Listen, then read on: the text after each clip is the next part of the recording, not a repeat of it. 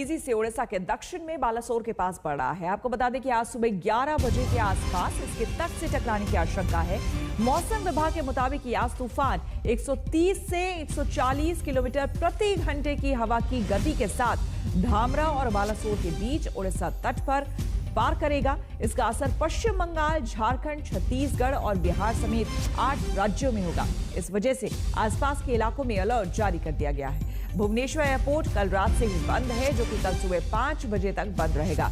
वहीं कोलकाता एयरपोर्ट से सुबह 8:30 बजे से उड़ने वाली उड़ानों को शाम 7:45 तक के लिए स्थगित कर दिया गया है। तो भुवनेश्वर और कोलकाता एयरपोर्ट एहतियातन बंद कर दिए गए हैं। यास तूफान के मद्देनजर जिन जिन इलाकों में इससे क्षति की संभावना है, वहां पर पहले से ही अलर्ट जारी कर दिया गया है। कई लोगों को देखिए, आपको हम तस्वीरें दिखा रहे हैं जहां जहां यास तूफान का कहर देखने को मिल सकता है। हालांकि कहते हैं तूफान से पहले की शांति जो थी वो तो आपको हमने दिखा दी, लेकिन अब तूफान आने की बारी है। तो उससे पहले देखिए किस तरह से भीषण बारिश हो रही है, कई जगहों पर तेज हवाएं चल रही है। आपको हम दिखा रहे हैं भद्रक उड़ीसा की तस्वीरें, क्योंकि उड़ीसा में भी यास का प्रभाव देखने को मिलेगा। रामेश्वरम तमिलनाडु की तस्वीरें भी आपको हम दिखा रहे हैं, तेज हवाएं वहां चल रही है। साथ ही साथ उड़ीसा के चांदबाली इलाके की भी तस्वीरें आपको हम दिखा रहे हैं। देखिए किस तरह से लहरें जो है, तेज लहरें हिलोरे मार रही हैं और ऊंची ऊंची लहरें अब उठ रही हैं।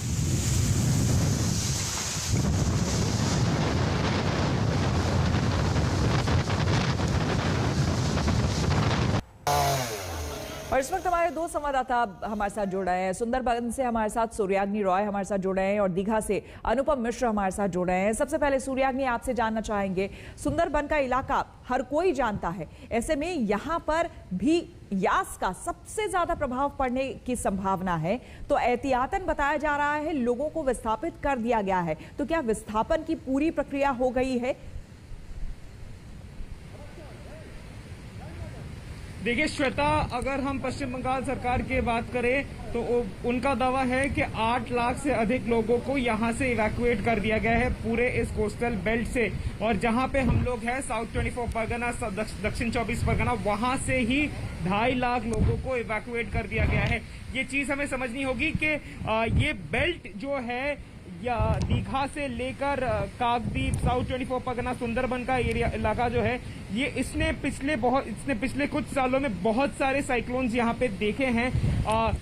पिछले ही साल आम्फान सुपर साइक्लोन साउथ 24 परगना में ही उसने लैंडफॉल करके वो कोलकाता की तरफ उसने रवाना लिया था। लेकिन यहाँ की परिस्थिति अगर हम आज की दिखाएं तो यहाँ पे बारिश हल्की हो रही है, लेकिन हवाएं जो है वो बहुत तेज है।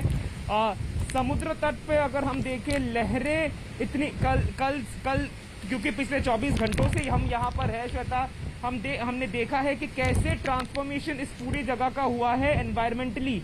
यहाँ पे ना पहले हवाएं चल रही थी, ना बारिश हो रहा था, ना ही समुद्र इतना रफ हो चुका था। लेकिन आज का सिचुएशन कंप्लीटली डिफरेंट है और जैसे जैसे आहिस्ता आहिस्ता लैंडफॉल का समय नजदीक आता जाएगा, यहाँ पर ये स्थिति जो है ऐसी ही बनेगी और शायद इससे भी बदतर से बदतर हो जाए।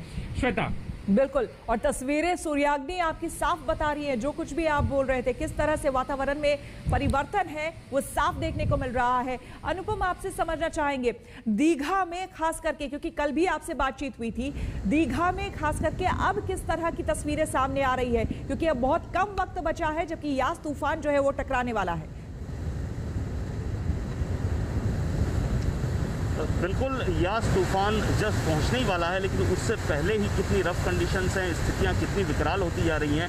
मेरे पीछे सबसे पहले पेड़ों को मैं दिखाऊंगा। पेड़ अगर आप देख पाएँ तो बहुत तेज़ी से यहाँ पर हवाएं चल रही हैं। हमारा जो अनुमान है 100 किलोमीटर प्रति घंटे से भी ज़्यादा तेज़ गति से यहाँ हवाएं चलनी शुरू हो चुकी हैं। कल रात से ही यहाँ हवाएं चल रही हैं और इस वक्त समुद्र का जो रूप आप देख रही हैं, विकराल रूप, अशांत रूप और बेहद ही गुस्से में, ये रूप यहाँ पर तो बिल्कुल अमूमन नहीं रहता है। बेहद शांत समुद्र रहता है, लेकिन अभी जो स्थिति है बहुत ज़्यादा ख़राब है। एक्सट्रीम रफ कंडीशन जिसको बोला जाता है समुद्र की, वो स्थिति है। ऊंची ऊंची लहरें उठ रही हैं और ज़बरदस्त थपेड़े जो तटबंध बनाए गए हैं वहाँ आकर टकरा रहे हैं। चीज़ें उड़कर दूर निकल जा रही हैं। अगर कोई टुकड़ा कुछ भी पड़ा हुआ है, हल्का है, वो उसे हवाएं उड़ा कर ले जा रही हैं। तो ये स्थितियां हैं जब कि जो डामरा पोर्ट है उड़ीसा में, जहां पर लैंडफॉल बताया जा रहा है, वहां से लगभग सिर्फ और सिर्फ 30 किलोमीटर दूर रह गया है ये तूफान। और दीघा से भी अभी जहां पर हम लोग हैं यहां से भी महज 40 से 50 किलोमीटर दूर रह गया है। तो ये प्रोसेस शुरू हो चुका है लैंडफॉल का, लेकिन एग्जैक्ट लैंडफॉल थोड़ी देर में ही होगा। और उससे पहले की जो स्थितियां हैं, जो विकराल स्थितियां हैं, जो कठिन स्थितियां हैं, विकट स्थितियां हैं, वो मैं आपको दिखा रहा हूं। और यही जो लैंडफॉल का प्रोसेस होता है, कई घंटे तक चलता है, यही नुकसान सबसे ज़्यादा होता है यहाँ पर। इस बार जो सबसे ज़्यादा कोशिश की गई है, इवैक्यूएट की गई है लोगों को, इससे ज़्यादा हम कुछ कर भी नहीं सकते, क्योंकि संपत्ति का जो नुकसान होगा, पेड़ों का जो नुकसान होगा, उसमें कोई उपाय नहीं है। तेज़ हवाओं के ऊपर निर्भर कर रहा है।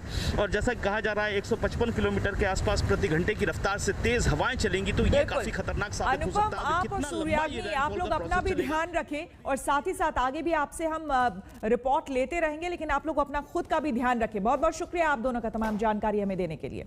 यहां पर हम रुकेंगे एक छोटे से ब्रेक के लिए। बने रहे हमारे साथ, देखते रहिए आज तक।